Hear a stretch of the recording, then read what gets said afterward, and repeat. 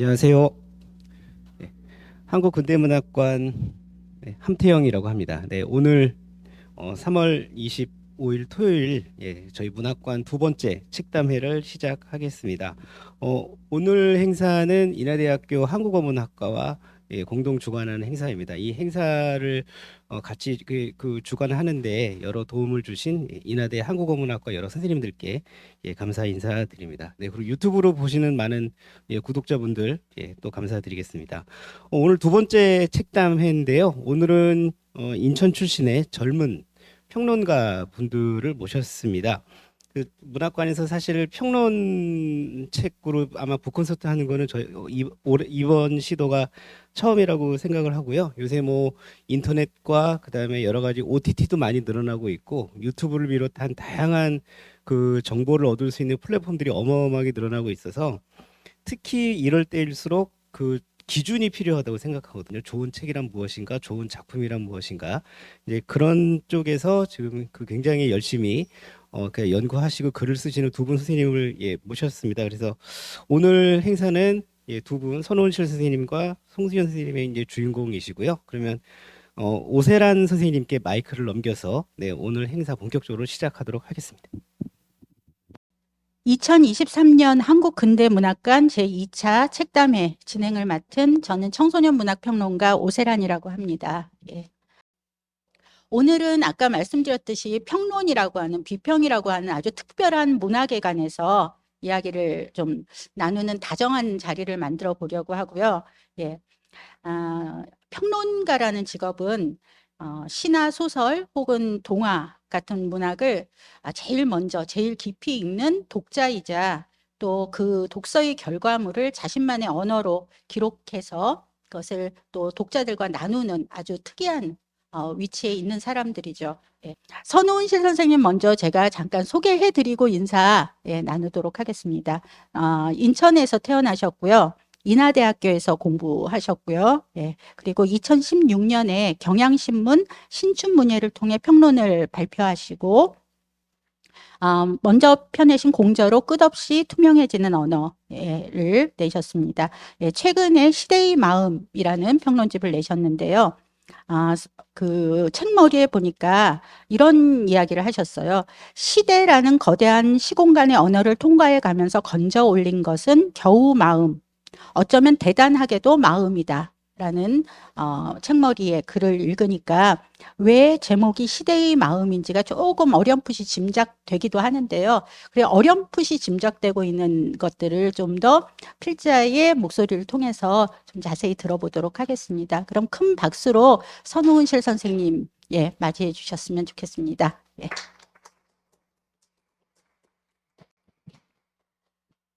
네, 안녕하세요. 저는 문학평론을 쓰는 선우은실입니다.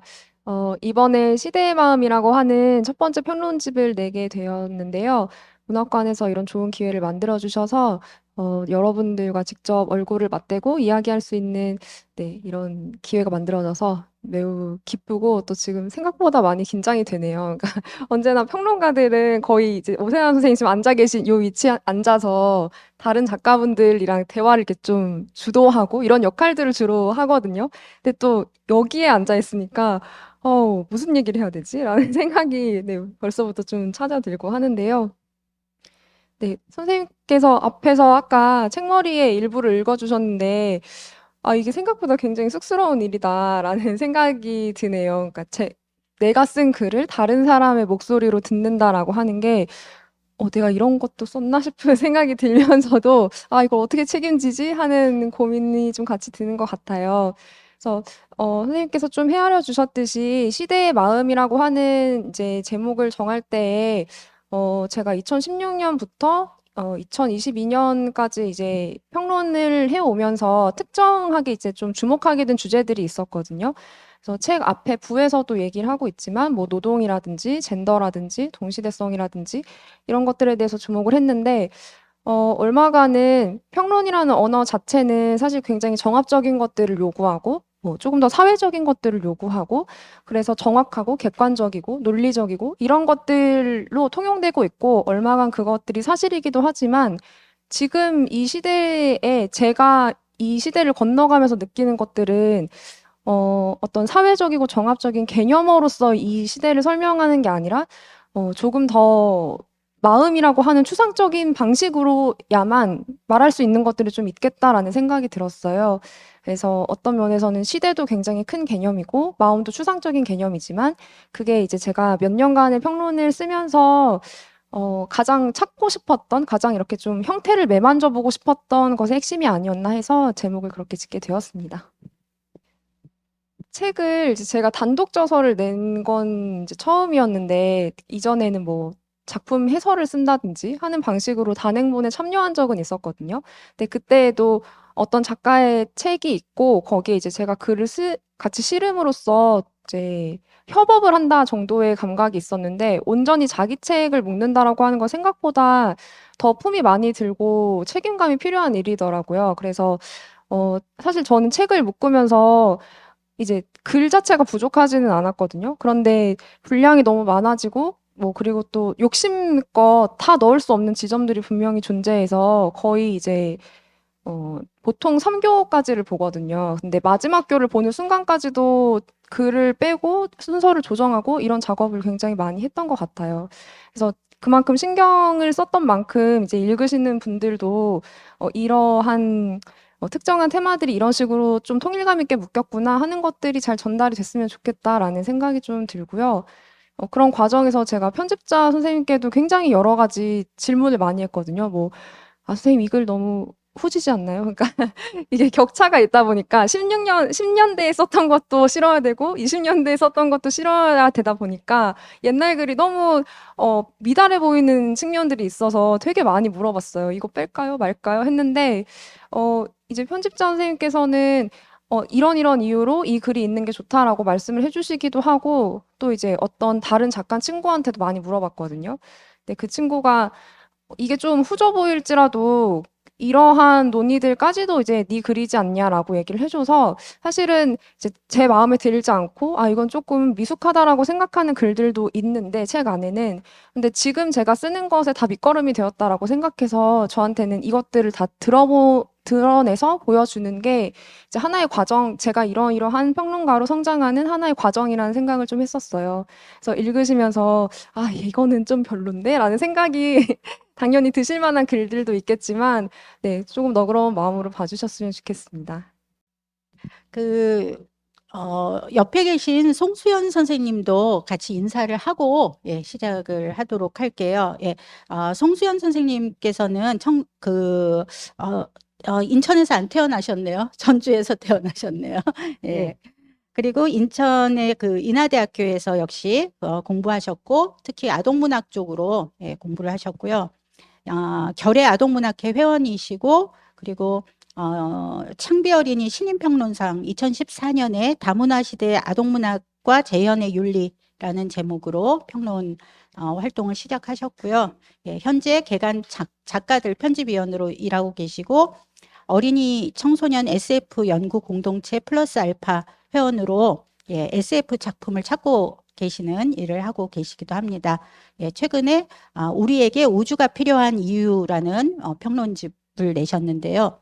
역시 제가 책머리에를 잠깐 읽어드리면 예,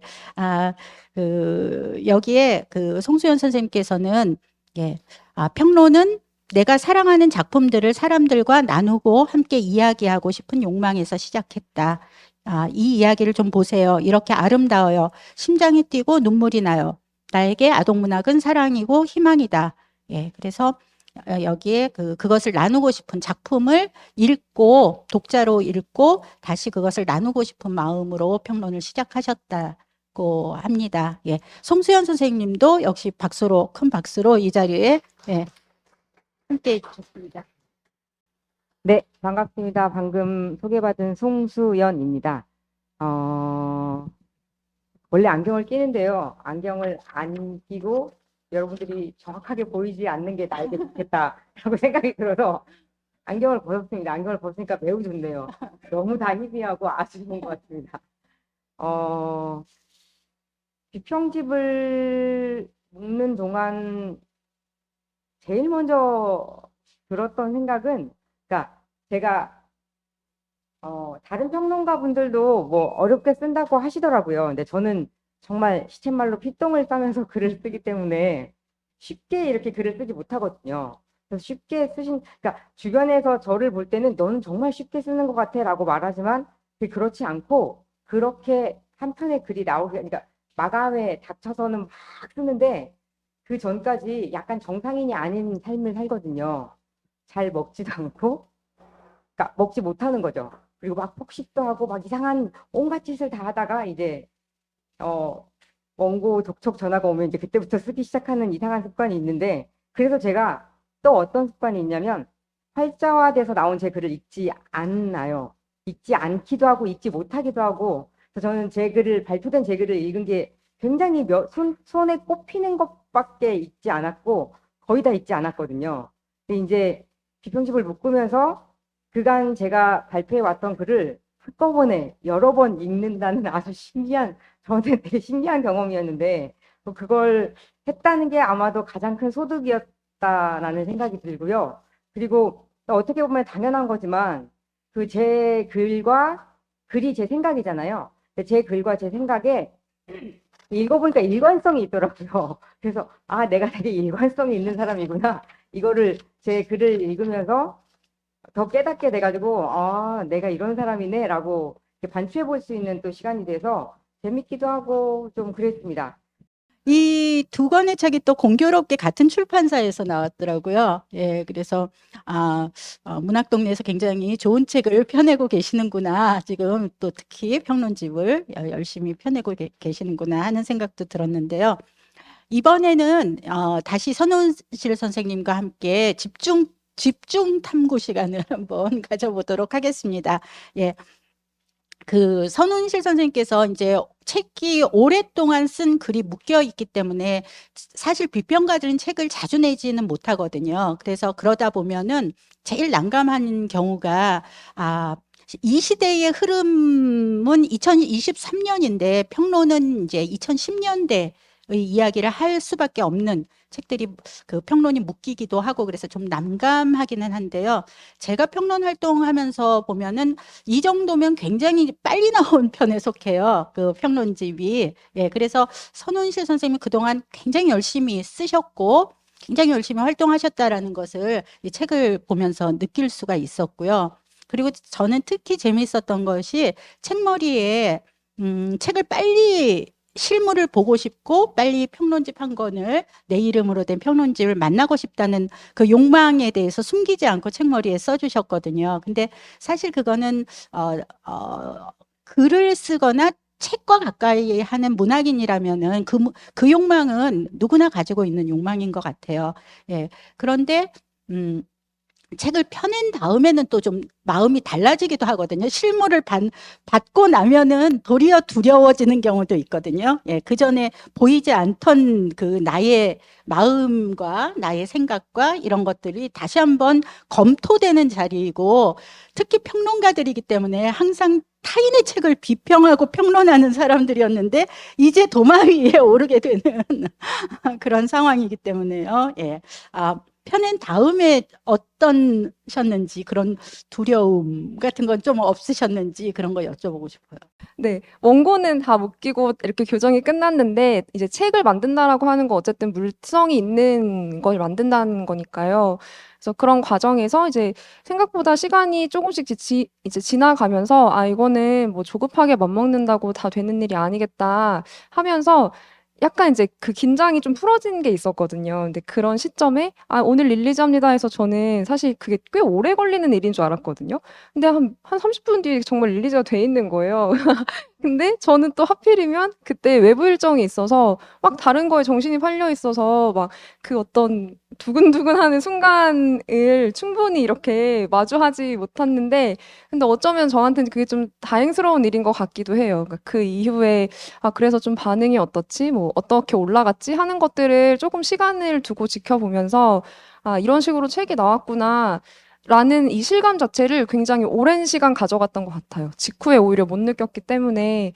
그래서 사실은 지금도 이렇게 한 번씩 온라인 서점 들어가 보면서 지금 내 책이 이런 식으로 나와 있구나 하는 걸 한 번씩 환기시킬 때가 있었거든요.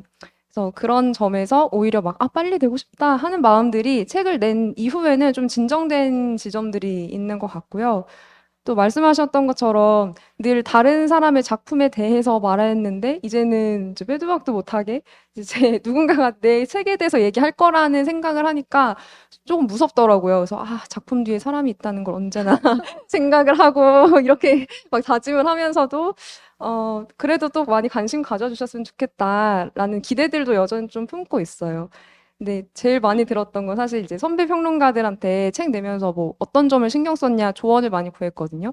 근데 이런저런 얘기를 쭉 듣고 늘 마지막에 해주는 말들이 아, 근데 신간 나오면 빨리 구간됐으면 좋겠을걸? 이렇게 말하는 거예요.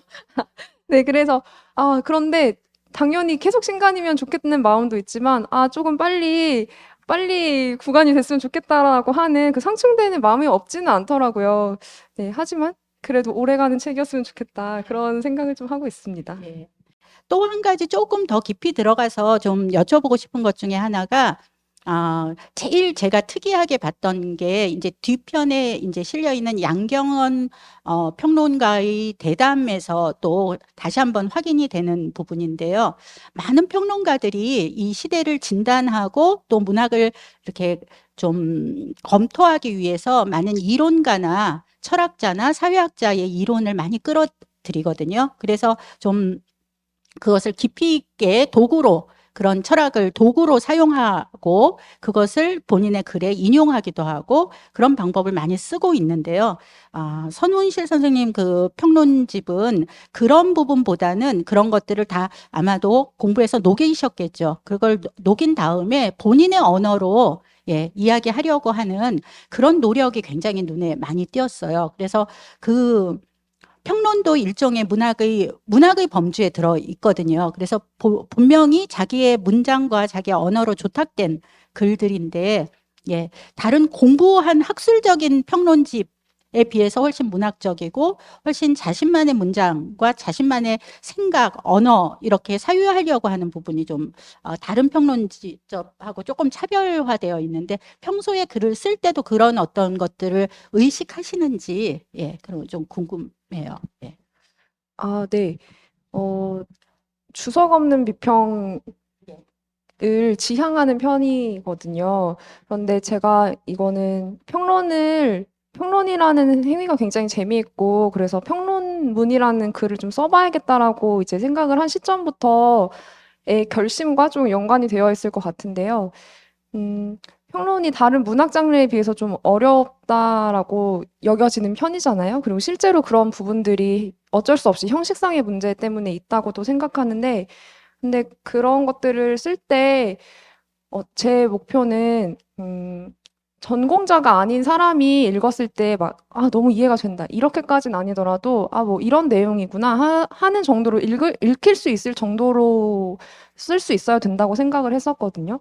근데 그건 단순히 어떤 얘기를 뭐 간단하고 쉽게 풀어 쓴다는 얘기도 아니고, 뭐 어쩔 수 없이 복잡하고 어려운 얘기는 그런 방식으로 쓸 수도 있어야겠지만, 근데 너무 지나치게 여기 이 문법들을 계속 재생산하는 방식으로 쓸 필요는 없을 것 같다. 그러니까 다른 사람들이 이미 너무 잘하고 있기도 하고, 그래서 이제 그런 방식으로 독자를 생각을 한다든가, 그렇게 상정을 하는 부분들이 있다 보니까 평론을 쓸 때에도 이론 공부들을 하되, 그것들을 누구의 말을 빌려서 이러이러한 것이 있다라고 하는 것을 채택하기보다는 여러 관점들을 이제 제 언어로 한번 정리를 한 다음에 제가 할 수 있는 말들로 이것들을 전달하는 게 더 중요하겠다라는 생각을 좀 했었어요. 네, 그런 것들이 이제 이론 없는 글쓰기를 지향하게 된 것이 있는데, 네, 그 양경화 평론가와의 대담에서도 그렇고 지금 선생님께서 봐주신 부분도 그렇고 저는 사실 이 질문이 굉장히 생경했거든요. 왜냐하면 뭐 이론 다들 잘 하고 있고 그리고 얼마간 저도 제 글에서 뭐 눈에 띄게 이런 이론가들을 많이 언급하는 건 아니라도 이론이 완전히 탈락되어 있다고 생각하지 않았는데 생각보다 평론에 기대하는 어떤 모습들 가운데 하나가 이론을 격려하는 글쓰기인가 하는 그런 것들을 좀 떠올리게 하는 질문이었어서 네, 이런 질문 자체도 저는 굉장히 흥미로웠습니다. 예. 또 한 가지 아까 처음에 조금 얘기하기도 했었는데요. 일부 제목에서 시대 감각이라는 이제 그 첫 번째 챕터의 제목이 시대 감각이라는 제목이 들어있는데, 예, 그 흔히 생각하기를 문학 평론가는 아마 작품을 많이 읽는 사람일 것이다라고 생각들을 하시는데, 작품을 읽는 것 이상으로 이 사회를 읽어내고 사람을 읽어내고 그 지금 현재 살아가고 있는 사람들의 모습을 관찰하고 이런 부분도 굉장히 크거든요. 그래서 그것을 좀 예민하게 비평가라면 예민하게 볼 수밖에 없는데 그런 것들을 읽어내는 노하우 예, 그런 것들이 혹시 있으실까요? 예. 아, 노하우가 있으면 참 좋을 것 같아요. 그러면 조금 더 쉽게 효율적으로 이것들을 파악할 수 있을 것 같은데, 그런 노하우는 잘 없지만, 사실 최대한 많은 매체들을 경유해 보려고 하는 것이 하나의 방법일 것 같기는 해요. 근데 이제 비평집에 이런저런 부구성으로도 드러나 있긴 한데, 제가 이런 시대 감각에 대해서 좀 생각하게 된 것이 이제 제가 등단하던 시점에 있었던 일과 좀 연관이 되어 있거든요. 제가 16년에 이제 작품 활동을 시작하게 됐는데, 이제 그때 문단 내 성폭력 해시태그 운동이 이제 일어나게 되면서, 문단 안에서의 뭐 어떤 사적인 모임들이 전부 다 사라지고, 그런 일들이 있었어요. 근데 저는 이전에도 이 문단이라고 하는 것이 어떤 것인지 잘 몰랐고 관심이 없었던 데다가, 이제 활동을 시작했는데, 제가 활동을 시작한 시점부터는 이런저런 윤리적인 문제, 도덕적인 문제들을 신문하는 과정에서 여러 가지 문화적인 것들이 굉장히 급격하게 제한되고 없어진 것들이 있었거든요. 그런 가운데서 글을 요청받을 때에도 요즘에 이러한 것이 우리 이제 문학장 안에서 중요한 문제로 떠올랐는데 이것과 연결해서 작품을 읽어봐 줬으면 좋겠다라는 방식의 청탁들도 굉장히 많이 왔었어요. 그래서 저는 사실 그것들을 충분히 얘기할 만큼의 준비가 되어 있지는 않았는데 이러한 것에 대해서 이야기할 수 있고, 그리고 필요하다면 나중에 이 이야기한 것들이 틀렸다면 수정해 나가거나 자기의 의견을 철회하거나 고쳐나가야 되는 것까지를 감안해서 지금 내가 놓여 있는 곳이 어떤 곳이고, 내가 읽을 땐 어떤 것들이 보이고, 이런 것들을 보는 게 중요하겠다. 이제 그런 것들이 저를 단련시킨 부분들이 있었던 것 같아요. 그래서 시대와 관련해서는 우선은 그런 자장 속에서 제가 좀 자연스럽게 습득한 부분들이 있고, 또 한편으로는 요즘에 매체 환경이 굉장히 급격하게 변화한다라고 하는 걸 좀 느끼고 있거든요. 그래서 저한테 3살 어린 동생이 있는데 3살이면 그렇게 큰 나이 차이는 아닌데 굉장히 뭔가 감각이 너무 다르다는 생각이 드는 거예요. 근데 이제 동생은 이제 영상 편집 쪽을 전공을 하고 그렇기 때문에 또 약간 분야가 달라서 또 트렌드에 민감하고 그렇기 때문이기도 할 텐데 어떤 것들은 뭐 우리 동시대인이니까 다들 넷플릭스 보고 OTT 이용하고 SNS 뭔지 알고 하니까 다 아는 것처럼 느껴지지만 그 미묘한 1, 2년의 시간 동안 많은 것들이 막 뒤바뀌다 보니까 그것을 어느 시점에 경험했는가가 굉장히 많은 감각들을 뒤바꾸더라고요. 그래서 그것들을 좀 부지런히 따라가 보려고 제가 안 하더라도 뭐 이건 어떤 거냐, 이게 왜 재미있냐 이런 것들을 좀 같이 물어보면서 그런 시대 감각에 대한 것들을 탐구하고 있습니다. 또 한 가지 특징 중에 하나는 이 비평집의 특징 중에 하나가 이제 시 비평도 적지 않게 있다는 거거든요. 예, 뭐 물론 시 비평과 뭐 저도 가끔 청소년 시 비평을 하고 있기는 하지만 그 서사를 전공한 입장에서는 소설 비평 쪽에 무게를 두게 되면은 또 시는 분석 방법이 조금 달라서 좀 겁이 나기도 하거든요. 시를 비평할 때는 예, 또 좀 볼 수 있는 것만 보는 것이 아닌가 이런 생각도 들고요. 예, 그래서 시 비평하실 때하고 그 소설 비평을 하실 때 어떤 같은 공통점이나 아니면 뭐 다른 차이점이나 이런 것들 좀 들을 수 있을까요? 예. 차이점이 조금 더 클 것 같기는 해요. 근데 아무래도 제가 12평을 같이 하게 된 것이 제가 처음에 작품 활동을 시작할 때 다뤘던 글이 이장욱 작가의 소설이었는데 이장욱 작가가 시도 쓰고 평론도 쓰고 하는 사람이다 보니 이제 아마 처음에 쓴 글을 보고 그럼 시도 한번 다뤄보겠냐라고 해서 사실 저는 시에 대한 공부가 좀 늦은 편이긴 했거든요. 그러니까 시의 문법에 익숙해지는 시간이 소설에 익숙해진 것보단 조금 더 늦은 편이었거든요.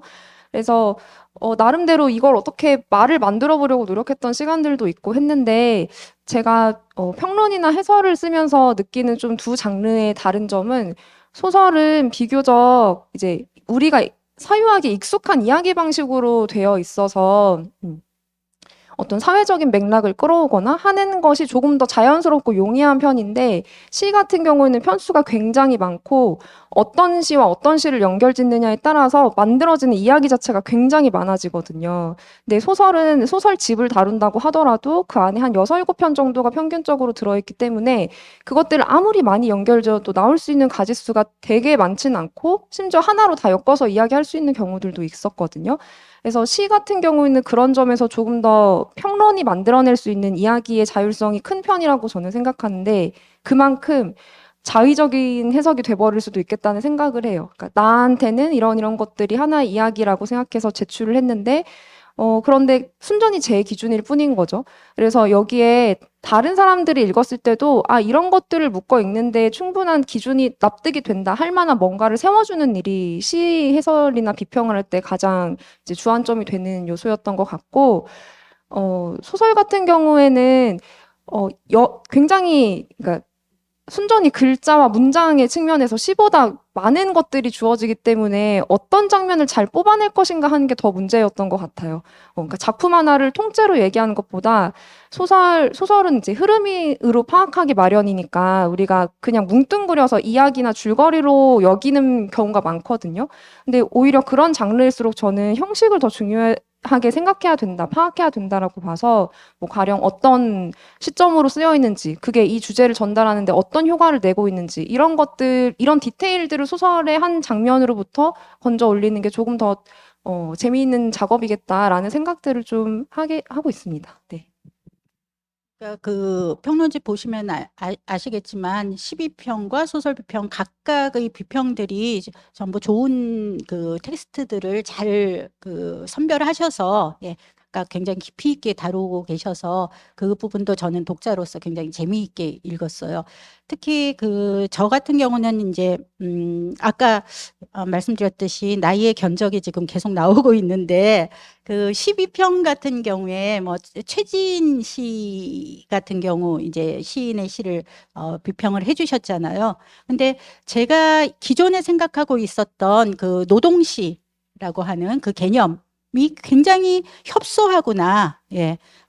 물론 최진 시인의 그 뭐 시도 참 좋은 시들이 많이 있지만 그것을 선별해서 노동시라는 그 협소한 틀을 다시 한번 이제 좀 넓게 젊은 세대가 생각하는 노동이 이렇게 우리 세대가 생각하는 노동과는 조금 더 다르구나. 비정규라는 그 시에서도 보면은 일하지 못하는 것까지 노동의 어떤 측면에서 담론으로 다루고 있다는 것, 이런 것들이 저의 시야를 굉장히 넓혀 주었거든요. 제가 생각하는 노동시는 노동하는 사람에 관해서 쓰는 것이다라고 생각했는데 노동하지 못하는 사람 혹은 노동하는 아버지를 둔 아들이 그 노동하는 아버지를 바라보는 것도 노동시의 담론 안에 들어갈 수 있다라는 거, 이런 굉장히 신선하게 저는 읽었어요. 그런 것들을 읽게 해주셔서, 느끼게 해주셔서 굉장히 감사해요. 그래서 아마 그 세대 간의 이런 비평이나 문학을 통해서 이렇게 열어나가는 게 굉장히 중요하다는 생각이 들었어요. 최지인 씨 비평 아마 또 읽으시겠지만 그 글 쓰시면서 생각하신 거나 그런 것 좀 있으실까요? 그 최진 씨에 대해서 두 편의 글을 아마 썼을 텐데요. 하나는 노동과 관련한 큰 테마 안에서 여러 시를 고르는 가운데 최지인이 언급이 됐었고, 다른 하나는 최지인의 신작을 중심으로 해서 지금까지 썼던 흐름들을 좀 보는 거였어요. 네, 저도 사실 오세훈 선생님 방금 말씀해 주신 걸 듣고 이게 이렇게 읽히는구나. 네, 이게 정말 신선했는데 이래서 정말 많은 이야기를 들어봐야 되는 것 같아요. 그러니까 그 노동이라고 하는 부분에 대해서 저도 이제 최지인을 노동시라고 얘기를 하려고 하면 기왕의 문학장 안에서 노동시라고 하는 담론이 어떻게 형성되어 있는지를 완전히 무시하고 저희 세대에서는 이게 노동인데요. 이렇게 쓸 수는 없거든요. 그래서 기존에 어떤 것들을 노동시라고 했고, 이렇게 이야기하는 게 왜 중요했고, 그것과 단절이 됐다면 왜 단절이 됐고, 이어져 있다면 왜 이어져 있는지를 같이 보면서 여기까지도 노동시라고 볼 수 있지 않을까요? 이제 요거 정도를 제안하는 게 목표였거든요.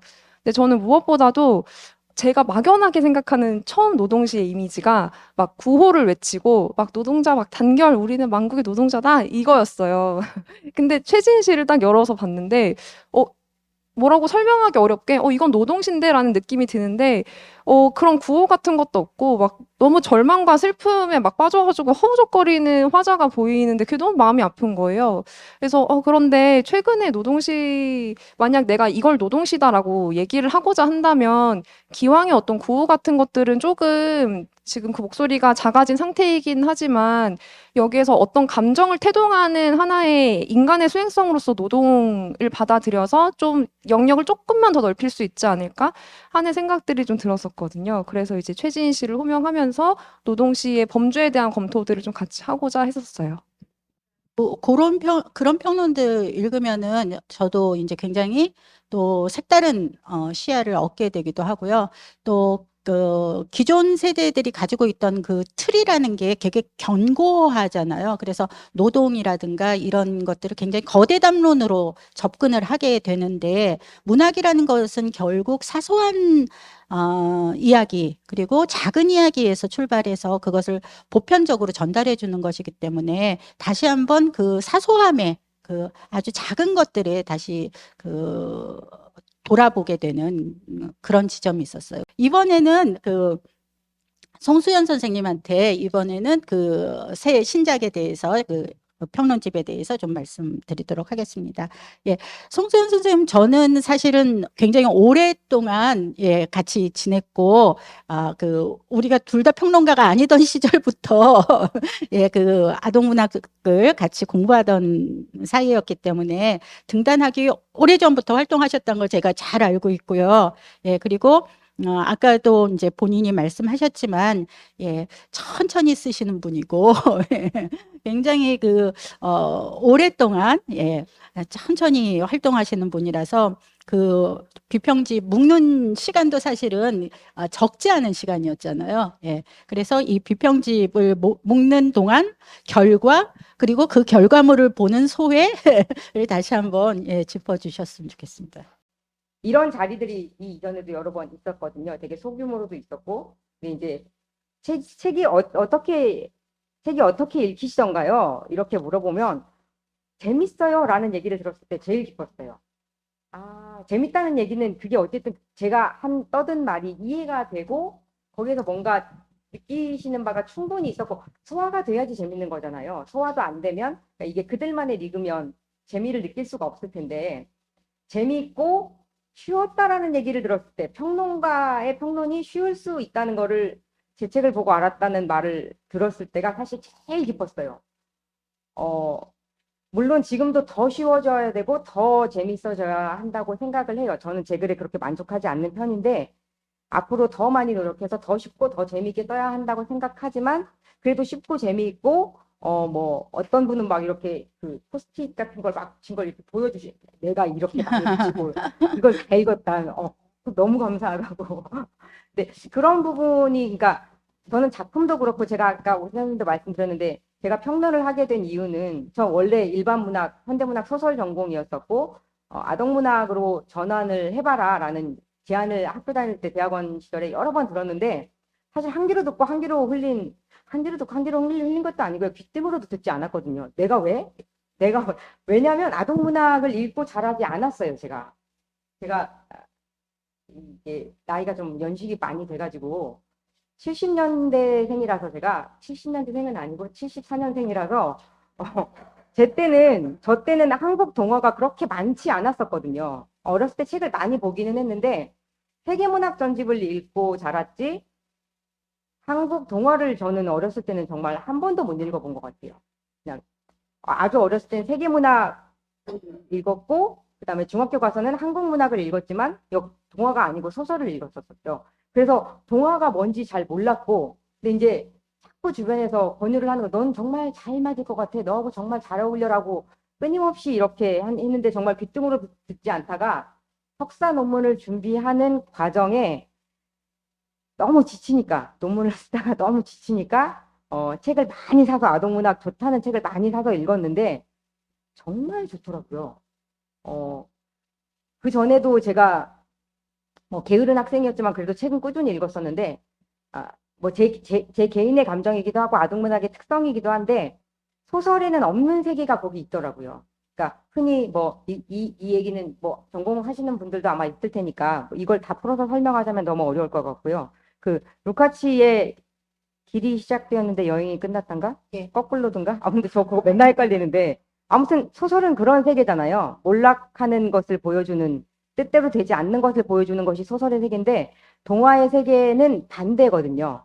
근데 그거를 유치 뽕짝으로 보여주는 것이 아니라 아주 논리적으로 그다음에 아주 정말 차곡차곡 이야기를 서사를 쌓아가서 설득 당하지 않고는 배길 수 없는 그런 작품들이 있어요. 정말 저를 무릎 꿇게 한 작품들이 있었기 때문에 석사 논문을 한 60% 정도 썼는데 그거를 던지고 바로 바꿨거든요. 이런 것을 얘기하는 것이 아동문학이라면, 그러니까 정말 인간성의 원형, 그 다음에 그러니까 말하는 인간성의 원형이라는 것이 아동문학은 정말 그 별이 그 루카치에 나오는 그 저기 멀리 별이 있고 그 별에 다가갈 수 있는 지도가 없잖아요. 지금 그게 있다고 믿는 사람이 아무도 없을 텐데 아동문학에는 그게 있거든요. 그리고 그게 현실적으로 가능하다는 것을 보여주는 세계여서 너무나 매력적이고 지금도 전공을 바꾼 걸 후회하지 않거든요. 너무 아름답고 너무 완전한 세계가 거기 있어서 이런 세계라면 여태까지 25년, 28년 뭐 넘게 해왔던 나의 진로를 바꿔도 후회하지 않겠다라는 생각이 들어서 석사 논문 쓰던 것도 던지고 바로 바꿔서 이제 잘 알지도 못하면서 아동문학으로 논문을 쓰고 뭐 이렇게 했었었는데 그런 지점, 아동문학이 가지고 있는 사람에 대한 아주 근원적인 신뢰, 선에 대한 믿음, 관계의 회복을 열망하는 마음, 근데 그런 것들이 마음에서 그치지 않고 얼마나 주인공들이 노력하고 접촉하기 위해서 서로의 마음에 닿기 위해서 노력해서 그것들을 이루어내는가가 잘 그려진 작품들이 있거든요. 그런 작품들을 읽었을 때는 정말 소름이 돋고 이게 너무 이 이야기를 이렇게 좋은 책이 있다, 이렇게 아름다운 책이 있다라는 거를 막 얘기해주고 싶은 거예요, 주변에. 이거 한번 읽어봐. 정말 정말로 아주 끝내줘라는 얘기를. 근데 이제 평론은 그걸 과정을 통해서 아까 말씀드렸지만 객관적으로 이게 어떤 지점에서 우리 삶의 어떤 부분을 건드려준다라는 거를 이제 풀어내기 위해서 노력을 한 거였는데 이제 그런 것들을 이제 제 평론에 담기 위해서 노력을 했고 그게 닿았다 어느 정도는 라고 생각을 해서 저는 책을 내고 나서는 되게 기뻤어요. 왜냐하면 중간에 여러 가지 제가 개인적인 사정이 있어서 이걸 관둬야 되나라는 생각도 했었고 사실 잠깐 쉬었던 적도 있었는데 그 모든 시간을 지나서 책이 한 권 나오고 이것들을 통해서 또 새로운 일들을 만들고 꿈꾸고 이렇게 할 수 있다는 거. 그리고 이제 그게 저 개인으로 끝나지 않고 제가 속한 아동 청소년 문학 장 안에서 어떤 서로 선한 영향력을 주고받을 수 있는 이런 계기가 될 수 있지 않을까라는 꿈을 갖게 돼서 참 좋았던 것 같습니다. 그 지금 말씀해 주신 것 중에서 제가 이제 이 제목하고 연관되기도 하고요. 예. 좀 제목에서 유추되는 것도 있는데 저는 81페이지 나중에 보시면은 거기에 이제 타자는 우리의 우주라는 결론에 도달하시는 그 과정이 있어요. 근데 저도 이 타자는 우리의 우주라는데 이제 굵게 밑줄을 칠 수밖에 없었고 그게 없다면 타자를 우리의 우주로 받아들이지 않는다면 우리 공동체가 또 공동체의 외곽에 있는 사람에 대해서 또 그런 존재들에 대해서 문학이 이것을 비추어 주지 않는다면은 문학의 의미나 역할이 무엇일까 이런 생각도 좀 했는데요. 이 부분에 대해서 사실 또 동의하기 이것에 대해서 이런 결론에 도달하기 어려운 시대이기도 하잖아요. 예. 그래서 그럼에도 불구하고 타자는 우리의 우주라는 이 결론에 도달하기까지의 얘기를 뭐 평론집 곧 읽으시겠지만 또 그 얘기를 조금 더 들려주시고 책을 읽으면 좋지 않을까 싶습니다. 타자는 우리의 우주라는 말은 제 책 제목이 우리에게 우주가 필요한 이유이기도 하고 저 글 안에 저게 평론 한 편이거든요. 그 저 평론 안에 들어가 있는 문구예요. 타자는 우리의 우주라는 말이. 그 SF 소설 청소년 소설 단편집 옆집의 영희 씨라는 작품이 있는데요. 이 책을 읽고 제가 저 평론을 썼는데 아, 사실 그 우리에게 우주가 필요한 이유라는 글 자체가 저한테도 개인적으로 되게 중요하고 제가 좋아하는 글이거든요. 왜냐하면 다 마찬가지지만 저희가 청탁을 받아서 글을 쓰잖아요. 그리고 청탁의 내용이 생각보다 굉장히 세세하고 디테일해요. 그것을 벗어나기 어려울 때도 많고 저는 제 생각과 다르면 청탁이 와도 글을 쓰지 않거나 예. 그다음에 뭐 서평이나 해설 같은 거를 의뢰를 받았을 때도 읽어보고 내가 할 말이 있으면 쓰고 할 말이 없으면 쓰지 않는 예 그래서 이제 자꾸 그러다 보니까 청탁이 별로 들어오지 않는 뭐 근데 어쨌든지 간에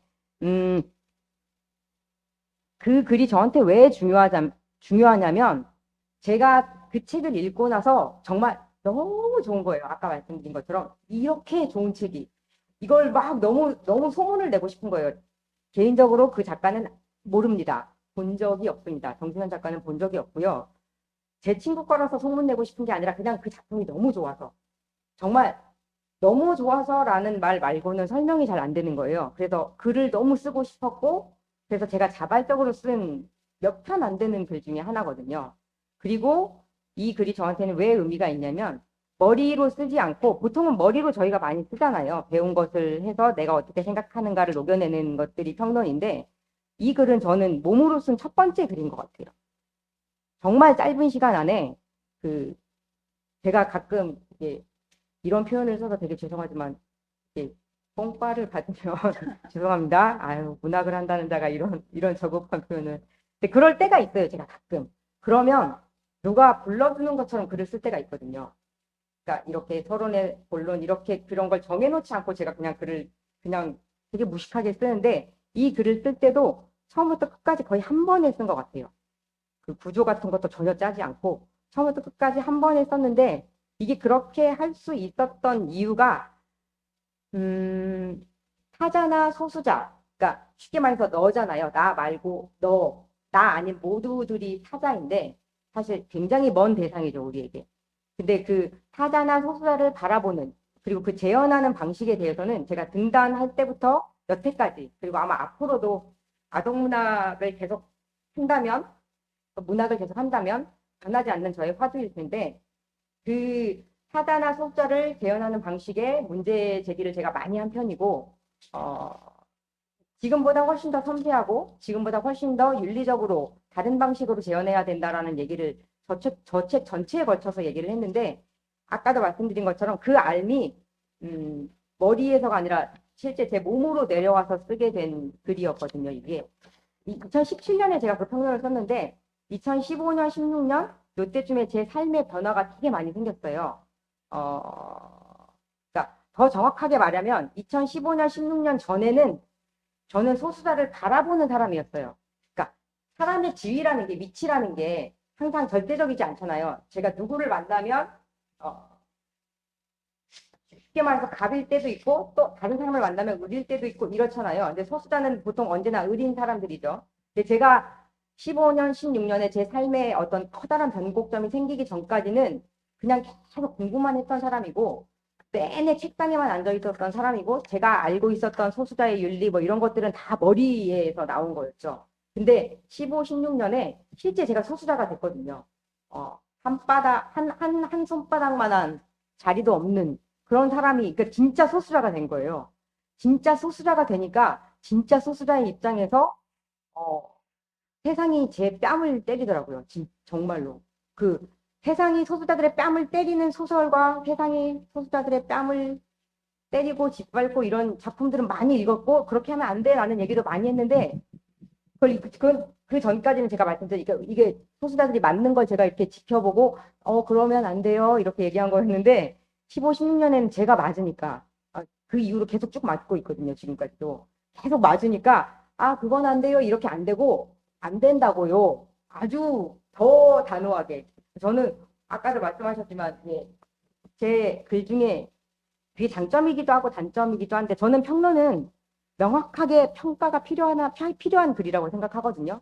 근데 이것도 괜찮고 이것도 괜찮고 개인적으로 저는 그거는 평론이 아니라고 생각해서 말도 또 제가 이런 식으로 하네요. 저는 명확하게 문제적인 지점 혹은 아쉬운 지점을 정확하게 이야기해 주는 거가 되게 평론에서는 아주 필요한 지점이라고 생각하는데 뭐 얘기가 막 섞이네요. 어쨌든 소수자를 바라보던 제가 소수자가 되고 나니까 사람이 된다라는 것은 태어나서 사람이 된 게 아니라 사람으로 만들어지는 거고 어떤 사회의 구성원들이 그 사람에게 자리, 즉 장소를 주기 때문에 그 사람이 그 장소에서 사람이 되어간다라는 그 김연경 선생님이 쓴 사람, 장소, 환대라는 글이 있는데 제가 그 시절에 그 글을 읽었는데 이게 머리에 새겨지는 머리로 감탄하는 게 아니라 정말 뼈에 막 한 땀 한 땀 새겨지더라고요. 그 책 자체가. 그 책을 녹여서 예, 이게 이야기가 나온 건데 소수자에게 자리와 장소를 갖게 하는 거. 그러니까 타자를 내 존재의 어떤 근원으로 여기는 거. 이게 정말 너무너무나 필요한 일이다라는 생각이 되게 절실하게 들었어요. 그러니까 최소한 그렇잖아요. 소수자의 목소리와 요청에 우리 사회가 귀 기울인다면 그런 사회는 폭력적이지 않거나 아니면 최소한 지금보다는 덜 폭력적일 수 있거든요. 나와 다른 의견, 나와 다른 취향, 나와 다른 생각을 가진 사람들을 아주 단칼에 틀렸다 혹은 정상이 아니다 라고 잘라내지 않는 거. 그런 것들이 얼마나 중요한가. 이런 것들에 대해서 제가 성 안에 살고 있는 시민이었을 때는 몰랐었는데 성 바깥으로 쫓겨난 불가촉 천민이 되고 나서는 이게 너무 알겠더라고요. 정말로 타자를 내가 어떤 방식으로 환대를 하고 나에게 한 뼘의 자리가 밖에 없어. 그래서 저 사람을 여기 옆에 앉히는 게 되게 힘들어. 그러면 내 무릎 위에라도 앉히던지 아니면 여기 앉아있으면 세 명이 한 뼘씩을 내면 한 사람이 앉을 수 있거든요. 어떻게 해서라도 수단과 방법을 가리지 않고 이 타자에게 그 사람이 자신의 있는 존재 그대로 현현할 수 있도록 자리를 내어준다라는 거, 장소를 만들어준다는 것이 너무나 중요하다는 거를 아까도 말씀드렸지만 그걸 너무 몸으로 배우고 몸으로 깨달아가지고 쓴 말이었어요. 이거는 지금도 너무 중요한 거라고 생각하고 있습니다. 지금도 계속 소수자여가지고요. 예, 예, 계속 이렇게 사니까 계속 먹고 살긴 힘들지만 예. 글은 쓸 수 있겠죠. 타자는 우리의 우주라는 말이 그냥 나온 말이 아니고 정말 삶의 어떤 궤적 안에서 나왔다는 말씀을 해주셨어요. 예, 최근 들어서 얘기되는 뭐 당사자성이라든지 이런 이야기들이 결국은 당사자의 자리에 서서 소수자로서 세상을 보는, 사실 이제 이렇게 말씀을 해주셨지만 우리는 영원히 내 자리를 갖는 것이 아니기 때문에 조금 뭐 뻔한 이야기는 하지만 언제라도 소수자가 될 수 있는 것이 인간이라는 존재가 가진 위치이기 때문에 이런 거 조금만 더 헤아려 보면은 이해할 수 있으리라고 생각을 합니다. 선훈실 선생님께 여쭤보고 싶은 것 중에 하나가 이 평론집의 챕터를 보면 문학 제도라든지 아니면 문예지 발간이라든지 출판 상황이라든지 이런 거에 대한 메타적인 측면에서의 비평도 많이 좀 눈여겨볼 수밖에 없었어요. 저희는 그냥 문학 작품에 대해서 이야기하는 것이 평론이다라고 생각했는데 문학이라는 장에 대해서 말씀을 계속 젊은 평론가들 중심으로 이야기가 되고 있고 저희도 굉장히 문제의식이 많은데도 불구하고 깨지 못했던 것들을 지금 담론화해주고 계셔서 가령 예를 들자면은 신춘문예를 통한 등단이라든지 이런 건 사실은 우리나라의 신문이 상당히 많아요. 예, 저도 이제 대전에 살지만 지방지가 많은데 지방 신문에서도 신춘문예 제도는 계속 되고 있거든요. 그러니까 한 해 배출되는 신춘문예로 등단하시는 분들이 상당히 많음에도 불구하고 그것이 지속적으로 이어지지 못하고 그렇지만 또 한편에서는 등단하지 못했다는 이유만으로 지면을 얻지 못하거나 아니면 여러 가지 지원을 받지 못하거나 아니면은 자신의 활동을 지속할 수 없는 아주 큰 벽이 되기도 하고요. 그래서 그런 것들에 대한 문제의식도 좀 젊은 분들 의견을 좀 듣고 싶은 부분도 있고요. 또 한편으로 평론은 더구나 또 지면이 없으면은 쓸 수 없는 글이거든요. 그런데 그 지면이 굉장히 적기도 하고요. 예, 그래서 그럼에도 비평이라는 어떤 그 장르로 이렇게 글을 계속 쓰고 계신데 그렇게 특별히 선택한 이유가 또 있으신지 이제 두 가지 질문이 되겠네요. 크게 보면. 예. 우선은 제가 작품집 묶으면서 텍스트 자체에 대한 비평뿐만 아니라 뭐 무엇이 문학장을 이루고 있고 또 제도는 어떤 방식으로 굴러가고 있고 어떤 문제 제기가 되고 있고 이런 것들을 좀 다면적으로 검토해보고자 했었거든요. 근데 이런 것들은 사실 제가 작품 활동을 할 때 이미 이제 저보다 조금 더 활동을 일찍 시작한 평론가들이 문제 제기를 먼저 해주어서 그것들을 좀 이어받아서 전개한 지점들이 있었어요. 뭐 이를테면 이제 회의를 한다든가 그러니까 사실상 평론가들이랑 모여서 어떤 아이디어 회의를 한다라고 하는 건 글을 써서 제출한다라고 하는 거 이전에 어떤 담론들을 꾸릴 것인가 하는 기획에 대한 것이고 사실 이것 역시도 일종의 값이 주어져야 되는 부분인 것은 맞거든요. 그런데 이 아이디어 회의라고 하는 건 눈에 띄는 결과물이 당장 보이는 게 아니다 보니까 사실 이 아이디어를 가져가는 것 자체에 비용을 지불해야 된다라는 걸 설득하는 게 되게 어려운 지점들이 있더라고요. 그리고 또 이제 다 문학 안에만 있는 사람들과 일을 하는 게 아니고 필요하다면 기관과 협력을 해야 되기도 하고 이런 과정 안에서 이 문학예술의 특수성과 그 아이디어에 대한 것들을 설득하는 것들 생각보다 갭이 굉장히 크다고 생각했어요.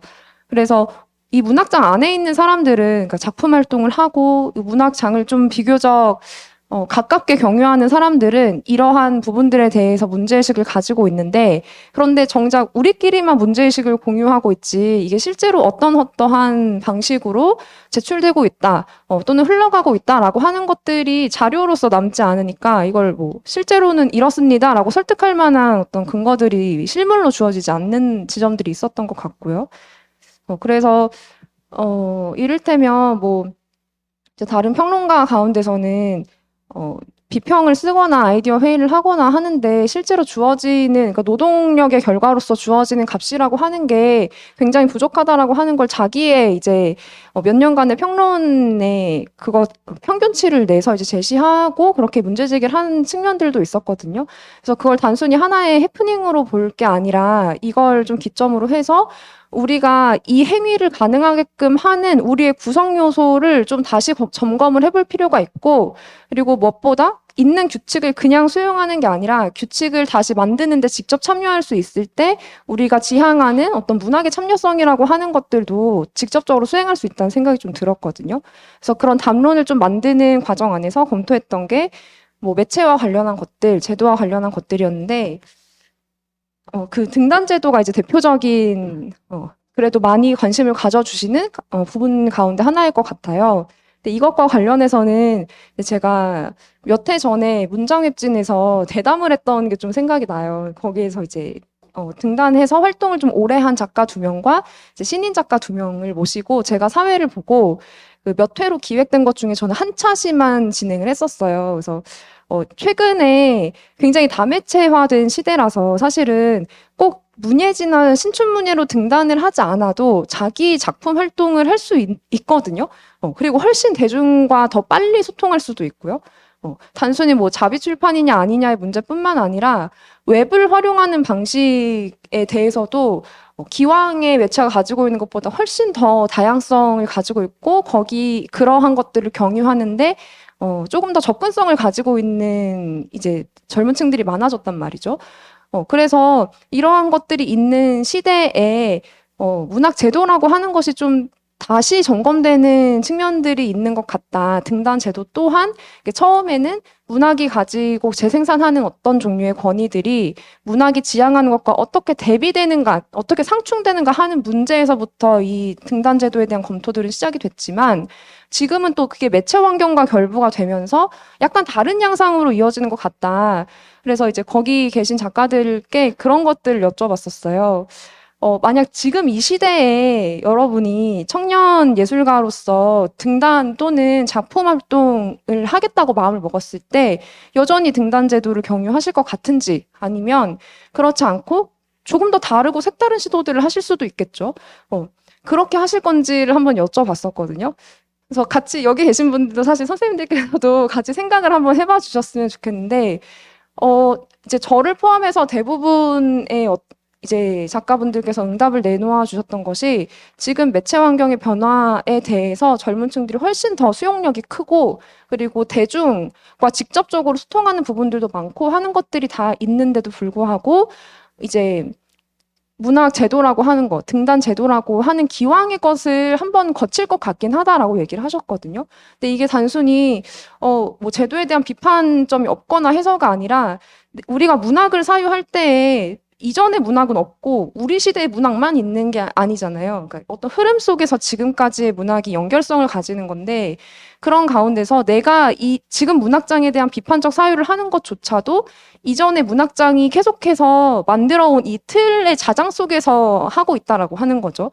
그래서 내가 문학에 대한 비판을 가진다든가 문학은 어때야 된다든가 문학의 수행성은 어때야 된다든가 하는 이런 여러 종류의 이야기들이 과거의 자장 속에서 맞물려 온 것이 있기 때문에 나 역시도 내가 만들어가는 문학관조차도 그런 자장의 일부로서 발현된 지점들이 있어서 이 제도라고 하는 걸 완전히 무시하기는 어려울 것 같다. 근데 저도 거기에 동의를 하고 저는 얼마간 제도는 고쳤어야 되는 거라는 생각도 좀 하고 있거든요. 그리고 필요하다면 그게 근본적인 차원에서 고쳐질 필요가 있는 거지 단순히 대안 없이 이걸 폐기한다라고 해서 모든 게 다 해체되고 그것 자체로 의미가 있다고 생각하진 않아요.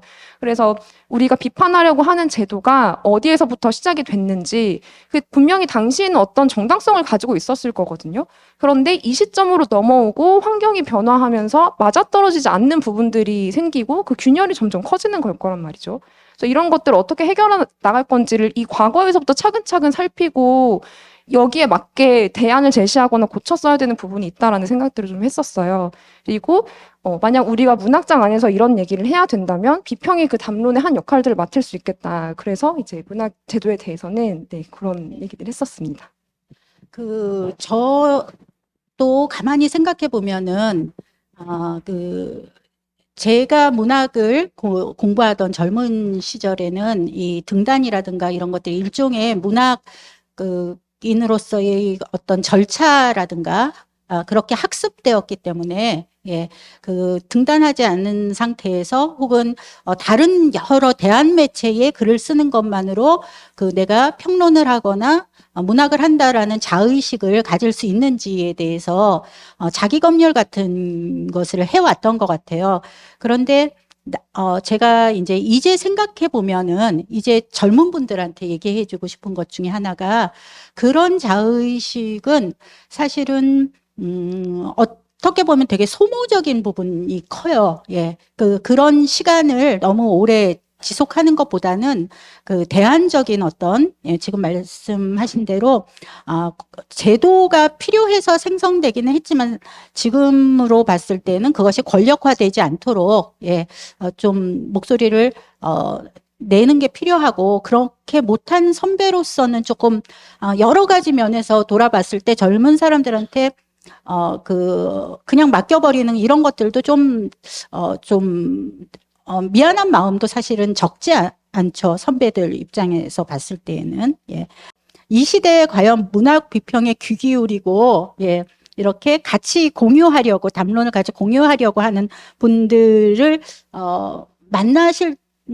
실제 얼마나 만나셨는지, 그리고 그분들에게 해주고 같이 나누고 싶은 말씀, 실제 독자님들한테, 특히 비평의 독자들께, 아까 그들만의 리그다, 막 그런 우리끼리 자조적인 얘기를 했었는데요.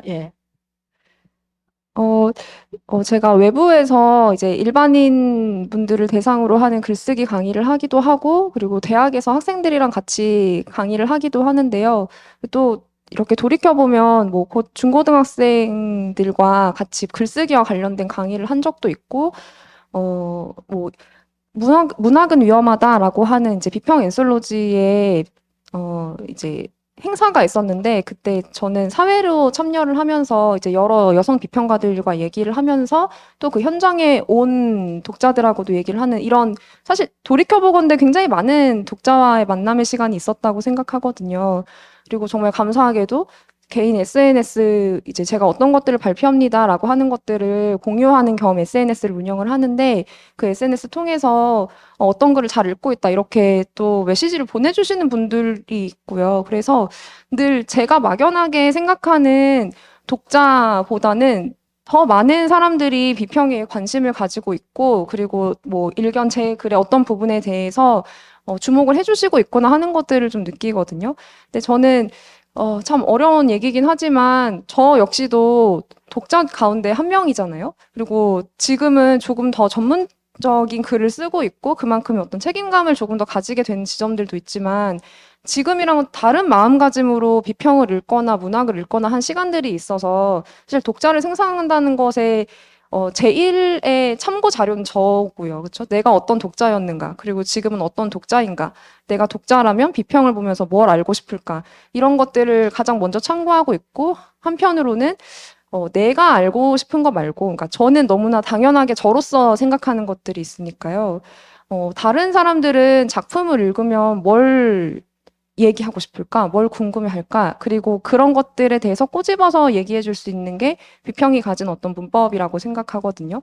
그래서 제가 지향하는 그 비평의 범주 안에서는, 물론 거대 담론을 주도하고, 그런 것들에 어떤 크리티컬한 의견을 내고 이런 것도 상당히 중요한 역할이긴 하지만 저는 제가 문학을 좋아해서 문학 비평에 관심을 가져야지 한 시점이 비교적 좀 늦은 편이라고 생각을 했는데요.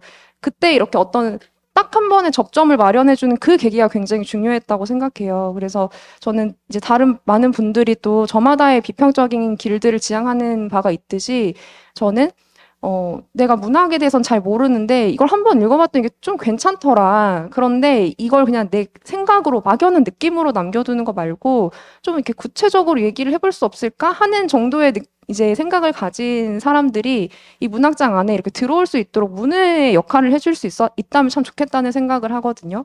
그리고 이게 단순히 뭐 쉬운 비평, 뭐 난이도가 낮은 비평 이런 의미라고는 생각하지 않아요. 왜냐하면 저 또한 비평 집을 이제 처음 추천받고 읽었을 때 너무너무 어려워서 정말 매일매일 숙제하는 느낌으로 못 알아듣는데 맨날 몇 페이지씩을 막 붙잡고 앉아가지고 읽었었거든요. 근데 저는 이제 서영채 비평집을 읽었었는데 추천을 받아서 무슨 말인지 하나도 모르겠고 너무 어렵고 그 가운데 심지어 제가 알고 있는 작품도 별로 없었어요. 근데 그럼에도 불구하고 제가 굉장히 매력적인 장르다라고 생각을 했던 건 도대체 뭐길래 이렇게 얘기했지? 라는 생각이 들어서 그 다음에 작품을 찾아보게 되더라고요. 그리고 나서 작품을 읽고 나니까 그래서 이렇게 얘기를 했었구나. 근데 나라면 좀 다른 방식으로 해석했을 것 같다는 생각들을 했었거든요. 그러니까 가령 이건 비평이 얼마나 어려우냐 쉬우냐만의 문제도 아닌 거죠. 그래서 그런 역할을 해줄 수 있는 비평의 통로로서 좀 제 글이 작용을 했으면 좋겠다라고 생각하는 부분이 있었고, 그리고 비평 그쵸.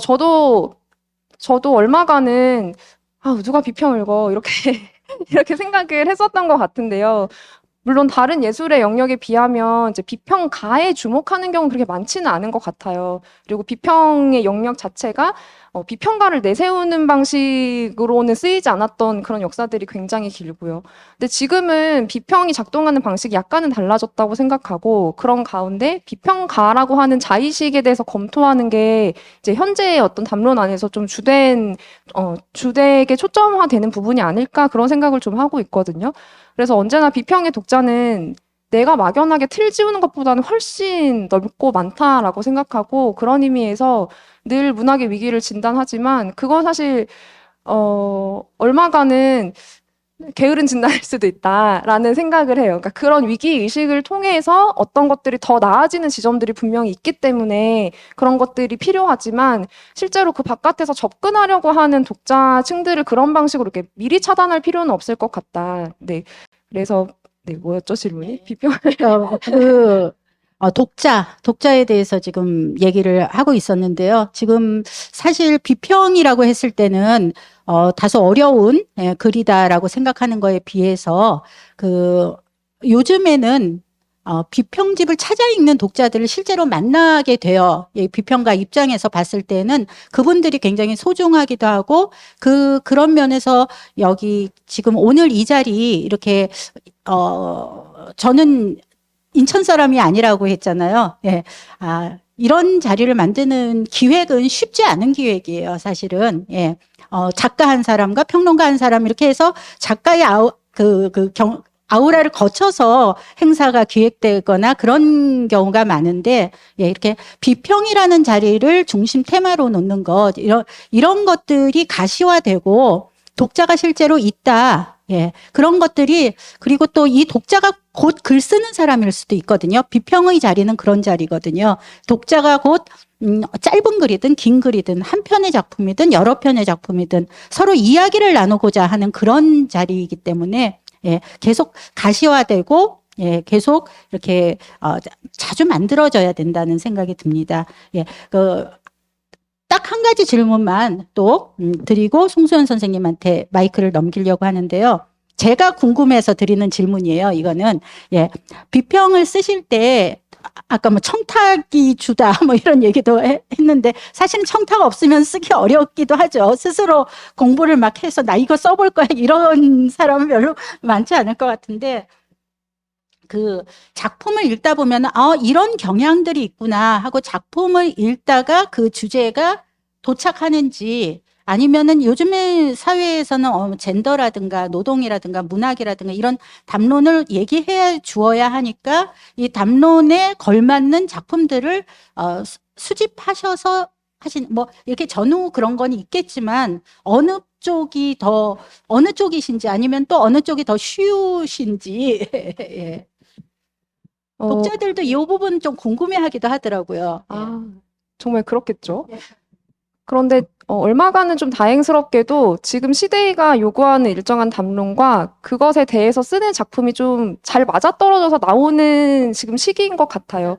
그렇죠? 예. 그래서 특별히 작품 때문에 이걸 한다거나 맞아요. 그 앞서거니 뒤서거니 하는 게 별로 없고 제가 하고자 하는 말과 시대의 담론과 지금 제출되는 작품들이 그것들이 잘 맞아떨어져서 거기에 대해서 담론을 형성하는 것 자체는 그렇게 어려운 일은 아닌 것 같아요. 다만 이게 이렇다는 말은 누구나에게나 다 비슷하게 중요하게 여겨지는 것에 대해서 말하는 것이다 보니 이 사람이 다른 담론과 어떤 다른 지점을 가지고 있는지를 보여주는 게 까다로워진다. 그래서 단순히 이런 식으로 얘기할 수도 있거든요. 뭐 젠더 중요하다. 그리고 이런 작품들을 보면 지금 우리가 젠더를 문학적으로 어떻게 사유하는지를 알 수 있게 된다. 그런데 이렇게 얘기하는 건 지금 시대 담론에 기대어서 그냥 어떤 정치성을 강조하고 끝내게 되는 경우들이 상당히 많거든요. 그러니까 작품 자체에 대한 얘기라고 보긴 저는 어렵다고 생각해요. 근데 문학의 어떤 정치성을 드러내는 방식들이 있잖아요. 그래서 그런 디테일들을 같이 살펴봄으로써 비평의 어떤 결들을 세분화해 주는 게 좀 필요한 것 같다라는 생각이 들고 그런 의미에서 아까 그 독자 얘기해 주신 부분에 대해서 제가 한 가지 생각난 게 있어서 기본적으로 독자 읽는 사람이라는 표현으로 쓰이기는 하지만요. 저는 이제 비평이라는 행위 자체는 그러니까 행위하는 것으로서 더 많이 인식되는 것이라서 얼마간 작가들도 비평적 행위를 하고 작품들이 거기에 결과로서 나오는 거라고 생각하거든요. 그리고 지금 어떤 비평의 독자나 참여자, 수행자라고 하는 게 더 적절할 것 같아요. 독자라는 표현보다는. 그래서 비평의 수행자로서 자기를 의식하는 분들이 이제 비평이라고 하는 문학적 텍스트를 더 많이 이제 관심을 가져주시고 접근하는 측면들이 있다. 네, 그래서 전망을 너무 어둡게 볼 필요 없겠다라는 말을 좀 덧붙이고 싶습니다. 예. 이번엔 송수연 선생님께 비평에 관한 말씀 좀 드리고 싶은데요. 아까 옆집의 영희 씨 얘기도 해주시고, 이 비평집 안에 들어있는 많은 것들이, 이렇게 나누는 건 이제 좀 의미는 크게 없지만, 장르 문학이라는, 그에 대한 애정을 굉장히 많이 드러내고 계시더라고요. 예. 처음에, 소설로 시작을 하셨다고 했는데, 문학 공부를 소설로 쭉 하셨다고 했는데, 예. 그때부터 그러셨는지 아니면은 아동 청소년 문학 오다 보니까 판타지, SF 뭐 등등의 어떤 다른 순문학이라고 지향되지 않는 그런 문학의 매력을 느끼신 건지. 예. 저는 아까 말씀드렸다시피 세계문학 전집 퀴즈였고요. 어렸을 때부터 저는 장르문학을 제가 또 많이 읽었었던 것 같아요. 이제 되짚어서 생각해 보면 나는 왜 그렇게 장르문학을 많이 읽었을까? 제가 고등학생 때는 그 아실지 모르겠지만 하이틴 로맨스라는 수업 시간에 제가 그 책을 그게 뭐 대단한 책이 아니잖아요. 뭐 이광수의 무정을 읽다가 걸려도 혼나는데 하이틴 로맨스를 읽다 걸리면 더 많이 혼났거든요. 근데도 죽자고 읽었어요, 제가 그거를. 그리고 그 이전에 물론 뭐 추리 문학이니 이런 것들 이미 다 떼다시피 하고 장르 문학을 왜 그렇게 내가 많이 읽었을까 생각해 봤을 때 이유는 하나예요. 재밌으니까. 진짜 재밌거든요. 뭐 이렇게 이렇게 나란히 놓고 볼 수 사실 없는 분야가 약간 다르기 때문에 다른 방식으로 이야기되어야 하지만 아까 그냥 얘기가 나왔으니까요. 이광수의 무정하고 저도 대학에서 수업을 이제 했었는데 학생들한테 물어봤어요. 제가 너네들한테 내가 숙제를 내주지 않을 거지만 학생 여러분 전 숙제 내주지 않았거든요. 숙제를 내주지 않겠지만 숙제를 내준다고 가정을 하고 자 책이 10권이 있어. 뭐 톨스토이의 인생론, 막스의 자본론, 뭐 어쩌고저쩌고 막 읽고 10번이 에가사 크리스티의 뭐 그 오리엔트 특급 살인 사건. 이 10권 중에 한 권을 읽고 A4 한 장짜리 레포트를 써야 돼. 어떤 책을 읽을래? 30명이면 30명, 50명이면 50명 다 10번 골라요. 막스의 자본론, 톨스토이 인생론 아무도 고르지 않습니다. 뭐 현대 소설들도 마찬가지예요. 아이들이 그럼 물어봐요. 제가 애들한테 왜 10번을 고르니? 그러면 재밌으니까요. 읽을 때 다른 책은 고통스러울 게 뻔한데 그리고 읽어도 하얀 것은 종이요, 검은 것은 글씨요. 내가 이해할 수 없겠지만 이 추리소설을 읽을 때는 내가 되게 재미있을 거라는 걸 본인이 안다는 거예요. 저는 이것 역시 또 일반화할 수 없지만 저는 우선 문학은 재미있어야 한다고 생각해요. 특히 아동 청소년 문학은 더 그래야만 한다고 생각을 하거든요. 그래서 제가 장르 문학에 주목하는 이유는 아이들이 좋아하기 때문이에요. 독자가 좋아하기 때문에 독자가 원한다는 게 가장 큰 이유이고 또 그것만큼 큰 이유 중에 하나가 뭐냐면 현재 리얼리즘 문학은 말 그대로 현실의 발바닥을 딱 붙이고 있는 장르잖아요. 현실의 규율을 넘어설 수가 없단 말이에요. 근데 뭐 SF라고 만약에 치면 뭐 외계인이 여기 오고 막 우리 옆집에 영희 씨라는 말도 안 되는 이름의 외계인이 살고 이게 가능한 게 SF죠. 그리고 그런 것들 다른 장르 문학도 다 마찬가지고요. 그래서 예를 들면 이건 제가 다른 강의에 가서도 많이 예를 든 건데 넷플릭스의 브리저튼이라는 영국 드라마가 있어요. 제가 그 드라마를 아무 생각 없이 보다가 너무 빠져서 정주행을 막 미친 듯이 한 2, 3일 이틀 만에 걸쳐서 그걸 시리즈를 다 봤는데 어떤 생각이 들었냐면 그걸 보면 그렇죠. 그러니까 리얼리즘 문학이나 리얼리즘 영화로 흑백 갈등을 다루면 어떻게 다룰지 사실 저도 알고 여러분들도 다 알아요. 흑인이 얼마만큼 차별을 받고 있는지를 아주 자세하게 묘사를 할 거예요. 영화든 소설이든. 그 다음에 결말 부분에 가서 뭐 해피엔딩으로 끝나든 언해피엔딩으로 끝나든 어떤 방식으로 결말이 지어질지 우리가 다 알고 있죠. 근데 브리저튼은 흑백 갈등이 완전히 해소된 세상을 전제로 하고 이야기가 시작해요. 그래서 그 드라마의 서사를 쭉 따라가다 보면 시청자인 제가 뭘 느끼게 되냐면 어떤 리얼리즘 작품이 흑백 갈등이 얼마나 그러니까 인종차별이 얼마나 문제적인가를 아주 디테일하고 자세하고 설득력 있게 묘사한 그 어떤 작품 못지않게 그 브리저튼이라는 드라마를 보다 보면 인종 문제는 웃기는 거네 라는 생각이 들어요. 이거는 그냥 되게 실제 하지도 않는 건데 현재 권력을 가진 보통 이제 백인들이죠.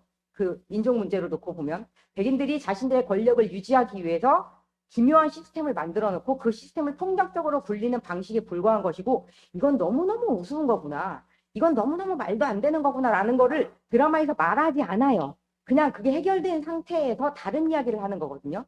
근데 그 드라마를 보다 보면 인종차별 문제가 얼마나 아까도 말씀드린 좀 우스운 건지 알 수 있어요. 전 장르 문학에 보여줄 수 있는 무한한 가능성이 바로 그런 거라고 생각하거든요.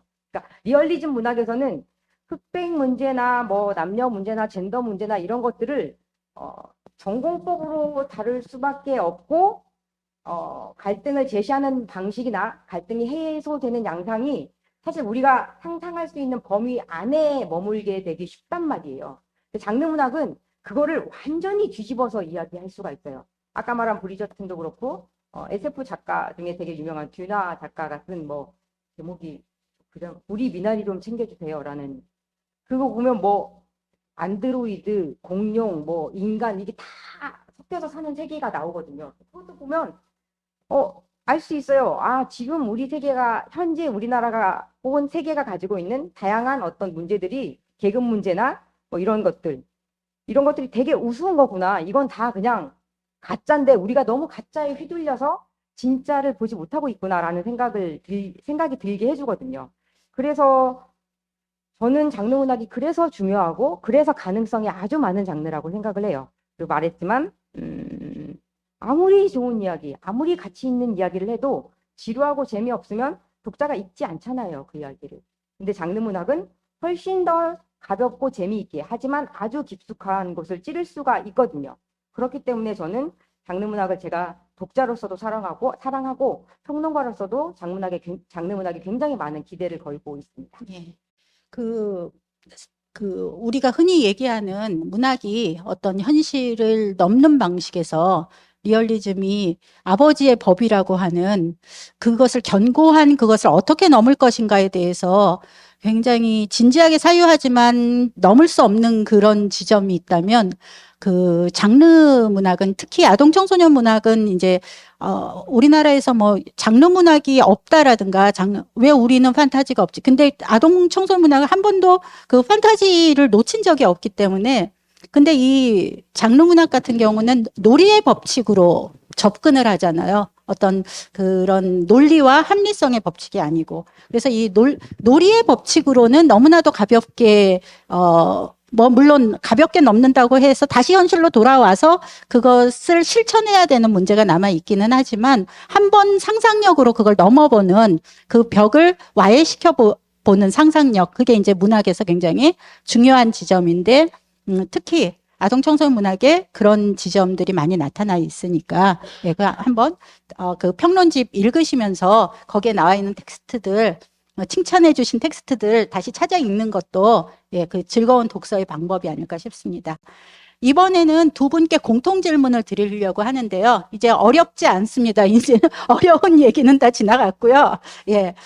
조금 우리 인천 시민들과 그리고 또 일반 그 책을 즐겨 읽으시는 독자님들하고 같이 얘기해 볼 수 있는 시간을 만들려고 하는데요.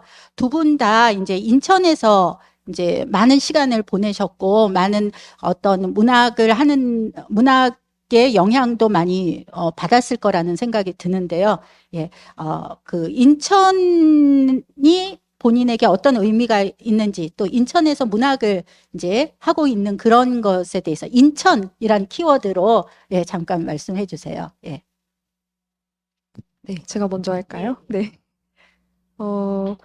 일단 저는 인천에서 태어나서 한 9년 정도를 살다가 지금 경기도로 이사를 가서 계속 거기에 살고 있는데 이제 대학을 다시 인천 소재에 있는 곳으로 오게 되면서 이제 다시 또 인천과 어떤 연관성을 좀 가지게 됐어요. 그래서 저한테는 그 인천이라고 하는 공간이 그 굉장히 짧은 시간이고 사실 0세부터 9세까지라는 시간 가운데 제가 기억할 수 있는 것도 몇 년이 안 되거든요. 근데 그 굉장히 짧은데도 불구하고 제가 인천에 대해 가지고 있는 어떤 종류의 애착들이 좀 있어요. 근데 단순히 막, 인천 모든 게 다 너무 좋아, 짱, 최고, 막 이런 거는 아닌데, 특정하게 제가 좋아하는 공간들이 있거든요. 근데 그게, 굳이 비교를 하자면 송도 신도시 쪽보다는 이 중구청 있는 쪽이 더 그렇기도 해요. 왜 그러냐면, 그 굉장히 지난한 역사가 지금 이 시점까지 계속 남아있다라고 하는 게 저한테 상기하는 좀 특별함이 있거든요. 그래서 저한테 인천이라는 공간성 자체가 일종의 역사성의 연속이고 제가 그걸 재구성하는 시간 속에 있다라고 하는 걸 확인시켜주는 그런 것들을 좀 가능케 하는데 안 그래도 최근에 이제 제가 인천에서 유치원 동창을 같이 만나게 됐어요. 이 행사를 통해서 만나게 됐거든요. 되게 신기하죠. 근데 그 유치원 동창이 와서 이렇게 사진을 보여줬는데 너 누구잖아? 이렇게 하면서 갑자기 기억이 확 난 거예요. 근데 당연히 한 뭐 20 몇 년이 넘었거든요. 한 번도 연락이 된 적이 없고 했는데도 그 몇 년, 한 2, 3년 같이 지냈을 뿐일 텐데 그게 너무 각별하게 남아 있어서 제가 이제 인천에서 예술인 지원을 하는 어떤 프로젝트 지원을 해서 그 친구랑 남동키즈 재외기라고 하는 작은 책을 이제 준비를 했고 이제 조만간 출판 계획을 하고 있는데요. 이제 그런 것들, 그런 활동들도 사실은 이 인천이라는 공간성을 토대로 해서 할 수 있었던 것들이고 해서, 사실은 예전에는 인천이 어떤 공간이지? 이런 생각을 잘 못했는데, 오히려 지금 와서, 인천이라고 하는 그 굉장히 짧은 시간 동안의 역사가 내 이후의 삶에 많은 것들에 영향을 주고 있다는 걸 좀 느끼고 있습니다. 저는 약간 다른 말씀을 드리게 될 것 같은데요. 좋은 것도 맞습니다. 근데 이제 저는 전라북도 전주에서 태어나서 고등학교까지 거기서 나왔고 이제 대학을 이쪽으로 오게 됐는데 고향에서 살았던 시간보다 여기서 살았던 시간이 이제 훨씬 길어졌고 인천이 훨씬 저한테 익숙한 곳이 됐어요. 근데 저는 인천은 굉장히 흥미로운 지역이라고 생각해요. 장점과 단점이 당연히 공유하고 다 가지고 있고. 근데 인천을 규정할 때는 저는 지금 굉장히 빠른 속도로 인천이 자신만의 색깔을 찾아가고 있다고 생각을 하는데 제가 뭐 평론을 하고 이런 것도 하지만 뭐 아카이브 작업, 아카이빙 이런 것들도 많이 했었었는데 1950년대 신문, 1940년대 신문 이런 데서도 인천과 관련된 어떤 문학 예술 기사를 찾았을 때 제가 어떤 재밌는 걸 발견했냐면 제가 그 이전에 많이 들었던 얘기가 이건 따옴표한 제 단어가 아닙니다. 인천은 서울의 식민지다라는 이야기를 정말 귀가 닳도록 들었거든요. 그러니까 그거는 인천에 태어나서 인천에서 적을 가지고 인천 사람으로 계속 살고 있는 사람들이 가지고 있는 어떤 울분과 분노가 솔직히 그 안에 담겨져 있죠. 근데 그거를 저는 인천에서 태어나서 쭉 살지는 않았지만 30년째 이제 인천에 살면서 그런 부분이 충분히 있다고 생각하고 아주 많이 느끼고 보아왔거든요, 실제로. 그런 중앙과의 거리에서 발생하는 갈등 너무 붙어 있잖아요, 인천하고 서울은 사실. 그러니까 뭐 예를 들어서 문학 같은 것들도 저는 뭐 예를 들어서 진주, 목포, 부산 이런 데 가면 지역색이 아주 확실하거든요. 그리고 지역 문학이라는 게 명확하게 보이거든요. 근데 제가 인천에서 살고 있고 등단하고 뭐 주로 인천에서 활동을 하고 있기는 하지만 인천이 다른 지역에 비해서 인천만의 지역색이 아주 명확한가라고 할 때 저는 그렇지 않은 것 같아요. 솔직하게 얘기해서. 그게 되게 안타까운 지점이었거든요. 여태까지는. 지금 한 몇 년 전부터 이게 다시 새롭게 보이더라고요. 그러니까 그래서 인천은 안 돼가 아니고, 그러니까 제가 아까 말씀드렸지만 이게 좀 얘기가 섞이는데 그 이야기가 제가 그 문화예술 아카이빙 작업을 하다 보니까 30년대, 40년대, 50년대 인천에서 문학, 음악, 미술 이걸 하던 예술인들이 뭐 되게 막 분노하면서 쓴 사설 같은 게 있어요. 여기서 좀 뭐 하면 좀 된다 싶으면 서울에서 다 뽑아간다. 그리고 여기 있던 사람들도 서울에서 불러주면 아낌없이 달려간다. 다시 돌아오지 않는다. 뭐 이런 기사들이 되게 많거든요. 실제 그런 면이 없잖아, 있죠. 그리고 남아있는 사람들이 갖게 되는 분노와 허탈감 이런 것들도 분명히 있고. 근데 그게 저는 인천의 장점이라는 생각이 최근 들어서 들게 되더라고요. 그러니까 그게 루저로서의 그런 게 아니라 이거를 내가 해석을 어떻게 하느냐에 따라서 저는 많이 달라진다고 생각해요. 이건 제가 실제 학생들한테도 수업하면서 많이 했던 이야기인데 저는 팩트가 중요하다고 생각해요. 제가 팩트를 뛰어넘을 수 있다고 생각하는 그런 외계인은 아니거든요. 근데 팩폭이란 말 많이 썼잖아요. 한 몇 년 전에. 근데 팩트가 그만큼 강력해 보이기는 하지만 저는 팩트가 절대 50% 이상이 되지 않는다고 생각하거든요. 팩트가 분명히 있죠. 하지만 이 팩트를 어떻게 해석하는가가 훨씬 더 중요하다는 생각을 나이가 한 살 한 살 먹어가면서 더 많이 생각하고 있어요. 그러니까 인천이 갖고 있는 나쁘게 말하면 그러니까 인천이 갖고 있는 그 섞이는 것들, 그 다음에 뭐 여러 가지 그런 것들을 신민성으로 해석할 것인가 아니면 경계성으로 해석할 것인가에 따라서 앞으로의 인천의 모습이 얼마든지 달라질 수 있다고 생각하거든요. 이걸 신민성으로 생각하면 울분과 화가 담길 수밖에 없고 그러면 내일을 생각하기가 좀 버거워지죠. 근데 이걸 경계인의 시각과 경계인의 입장에서 생각하면 다른 많은 것들을 포용하고 수용하고 끌어들이고 함께하고 관계성에 대해서 더 많이 생각할 수 있고 더 많이 성찰할 수 있고 이걸 실천적으로 얼마든지 움직일 수 있는 그런 자리와 그런 시각이 마련될 수 있다고 생각하거든요. 저는 그런 의미에서 인천이 그 어떤 도시보다도 경계인으로서의 시각, 경계인으로서의 주체성을 새롭게 정립한다면 엄청나게 많은 가능성을 앞으로 보여줄 수 있을 거라고 생각하고 그 부분에 있어서 좀 더 많이 매진해야 하지 않을까 그렇게 생각합니다. 예, 맞습니다. 예. 탈중심주의라는 그런 그 시선으로 볼 때 그 혼종성마저도 다시 재구성해서 예, 그 좀 예각화할 수 있는 그런 시도들 많이들 하고 계실 텐데요. 예, 인천이 그런 담론을 만들어낼 수 있는 충분한 어떤 그 역사성을 가지고 있지 않는가 그런 생각이 드네요. 예. 이번에는 이제 그 독서에 대해서 앞에 앉아 계신 분들도 다 독자님들이시니까요.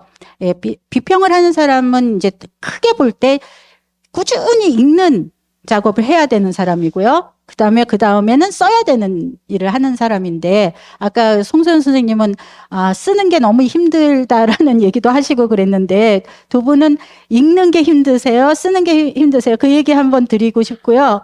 또 아까 쓸 때 제가 아까 말씀드렸잖아요. 어떤 분은 쓰는 동안에 너무 힘든 나머지 뭔가 자기만의 뭔가를 해소하는 그런 방식으로 써 나간다 이런 얘기도 드렸는데 쓰시는 그 과정에서 어떻게 그거를 견디시는지 예.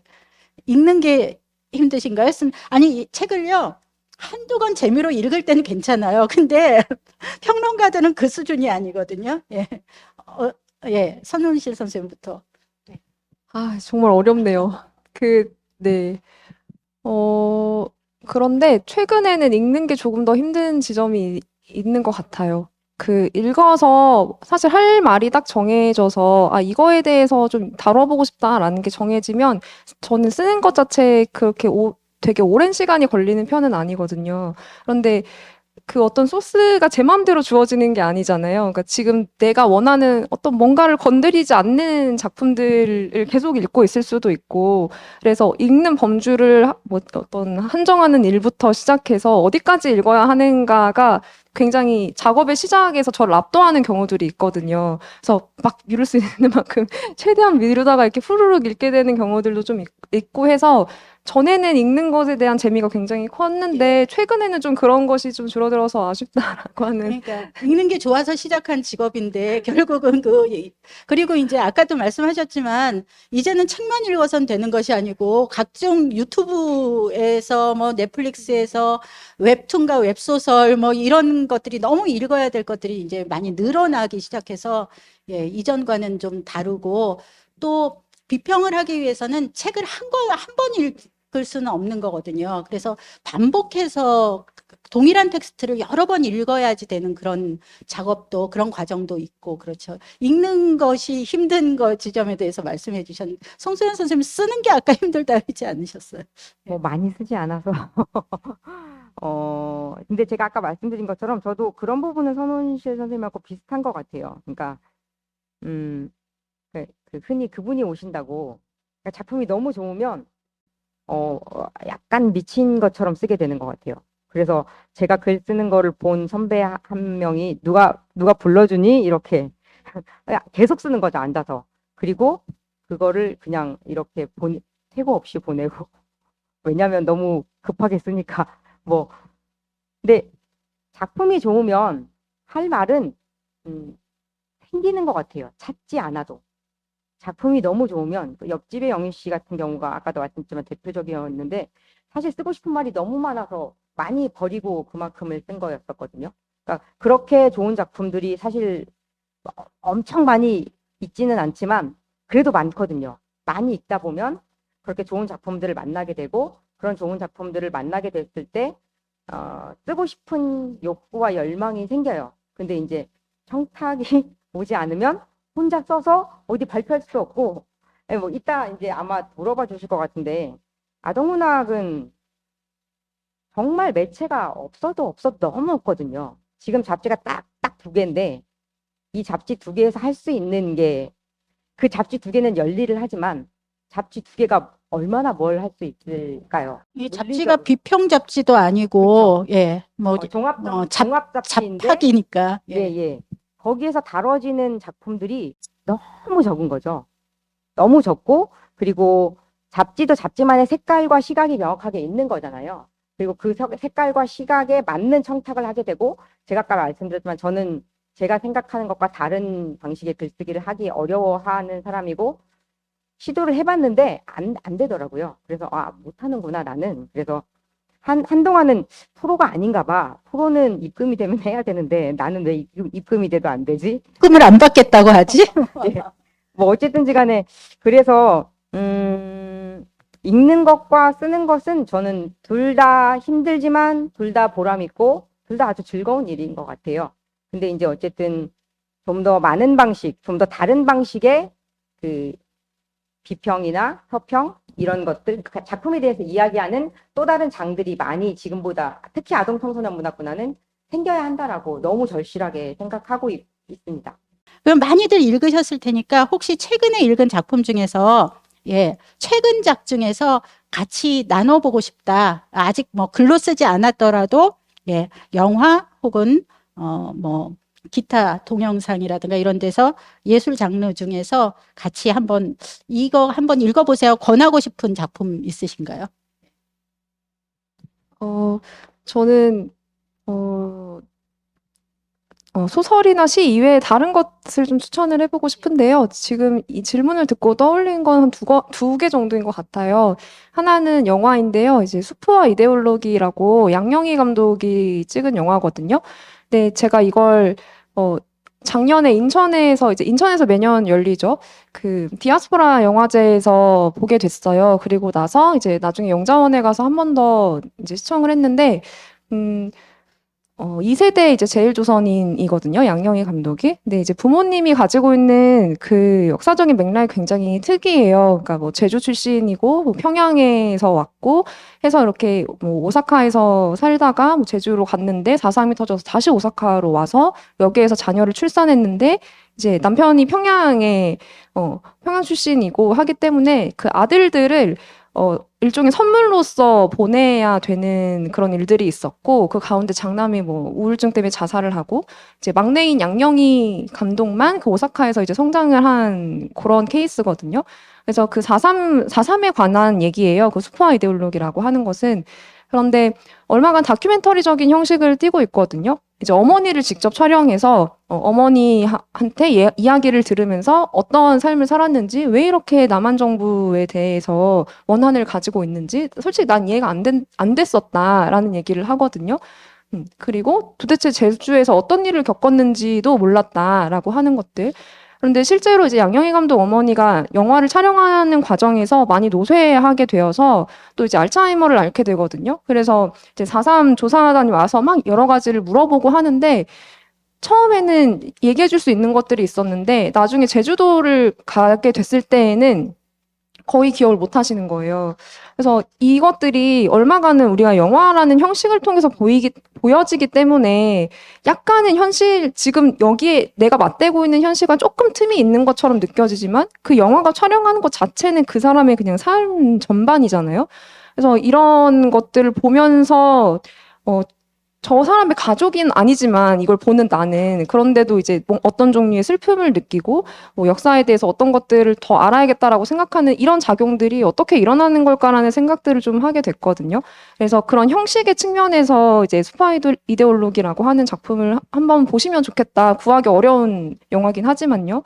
그리고 이제 제가 작년 말쯤에 좀 흥미롭게 읽었던 책 가운데 하나는 이수지의 그림책이라고 하는 책인데요. 네, 그림책 자체가 아니라 자기가 쓴 그림책에 대해서 뭐 일종의 해설서라고 보시면 좋을 것 같아요. 에세이이기도 하고 해설서이기도 하고.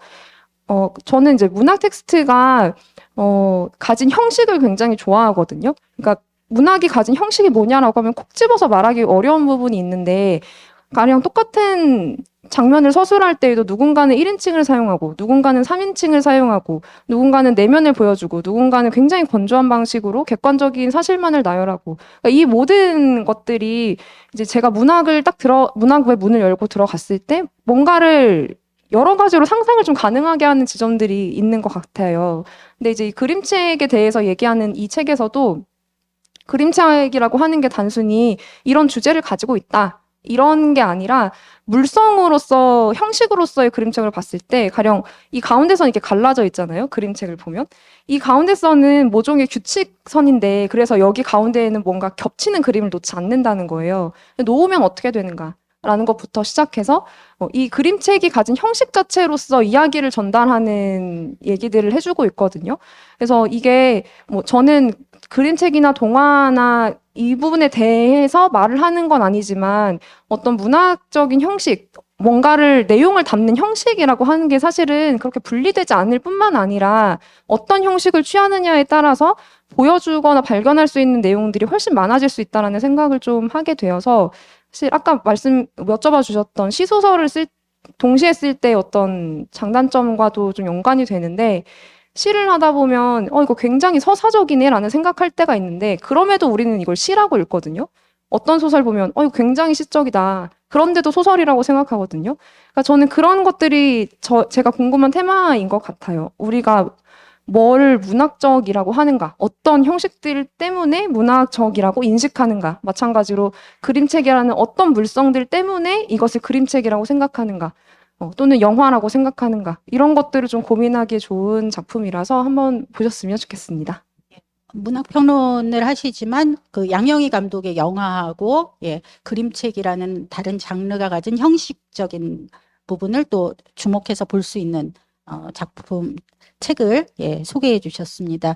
송수연 평론가는 최근에 꼭 한번 나누고 싶다 하는 작품 있으신가요? 저는 선호실 선생님은 찾기 어려운 걸 말씀해 주셨으니까 저는 누구나 볼 수 있는 넷플릭스에 낯설고 먼이라는 작품이 있는데요. 35분이 안 돼요. 총 러닝 타임이. 제가 이걸 3일 전인가 4일 전에 봤는데 오 하고 봤거든요. 얘기를 다 하면 너무 재미가 없을 것 같은데. 스포가 되죠. 네네. 그냥 이것도 흑백 갈등에 관한 거고요. 아주 짧은 영화인데, 그러니까 어떤 남자가 자기 개에게 돌아가기 위해서 부단한 어떤 행위를 계속하는 거예요. 개에게 가서 밥을 주고 싶은데 개에게 갈 수가 없는 거예요. 영화를 보면 그 이유가 이제 나오는데 그 영화의 처음과 중간, 그러니까 이 남자가 계속 알고 보셔도 재밌을 거예요. 얘기하고 싶죠, 막. 나누고 싶어요. 아무튼 시간에 한번 보세요. 저는 결말도 되게 좋았다고 생각하거든요. 그러니까 제가 가장 좋아하는 단어 중에 하나가 그럼에도 불구하고라는 단어를 제가 정말 좋아하거든요. 원래 그 단어 하나를 가지고 평론을 쓰고 싶은 생각이 한 7, 8년 전부터 있었는데 작품도 다 정해졌는데 계속 못 쓰고 있는데 제가 엄청 사랑하는 단어예요. 그 단어는. 모든 게 뭐 다 있죠. 우리가 안 되는 것도 있고 화가 나는 것도 있고 막 뭐 여러 가지가 있어. 안 하고 싶은 것도 있고 깽판 치고 싶은 것도 있고 뭐 다 마음에 안 드는 거 천지야. 근데 그럼에도 불구하고 해야만 하는 것들, 지속되어야만 하는 삶, 내가 짊어져야 할 내 삶의 고통 저는 있다고 생각하거든요. 그리고 그걸 짊어지고 가야만 한다고 생각하고 근데 그거를 어떤 방식으로 짊어져야만 하는 짐이라면 어떤 방식으로 짊어질 것인가에 대해서 그 작품이 아주 단순하지만 정말 단순한 이야기인데 저는 참 좋게 봤어요. 그래서 30분짜리니까 금방 보실 수 있거든요. 한번 보셨으면 하는 생각이 듭니다. 네, 낯설고 먼입니다.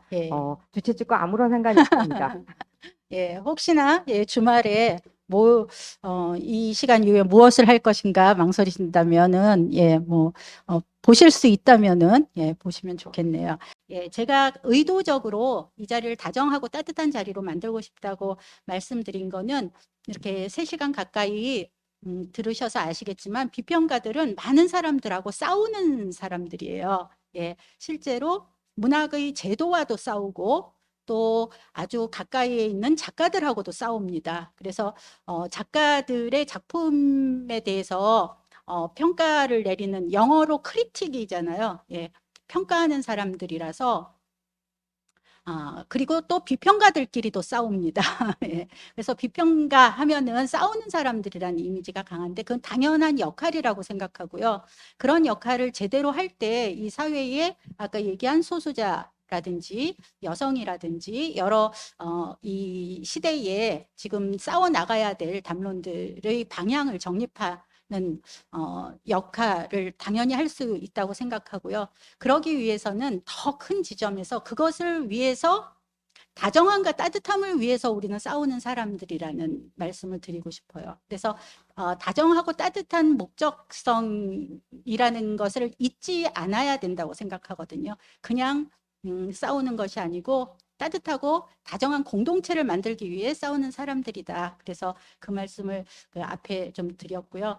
예, 조금 비평가들의 이야기였기 때문에 다소 어려운 이야기가 오고 갔을 수도 있는데 예, 이 자리가 그래도 의미 있고 따뜻한 자리가 되셨기를 바랍니다. 예, 일단 이 행사는 여기서 마무리하도록 하겠습니다. 예, 마지막으로 인사 한 말씀씩 짧게 10초. 예, 감사합니다. 와주셔서 감사하고 좋은 질문을 해주셔서 정말 정말 감사합니다. 기회가 되면 또 뵙겠습니다. 고맙습니다. 네, 좋은 날에 토요일 주말에 이렇게 시간 내주셔서 정말 감사하고요. 앞으로 많은 비평 활동 통해서 또 다시 만날 수 있는 기회가 되었으면 좋겠습니다. 감사합니다. 좋은 자리 만들어 주셔서 감사합니다.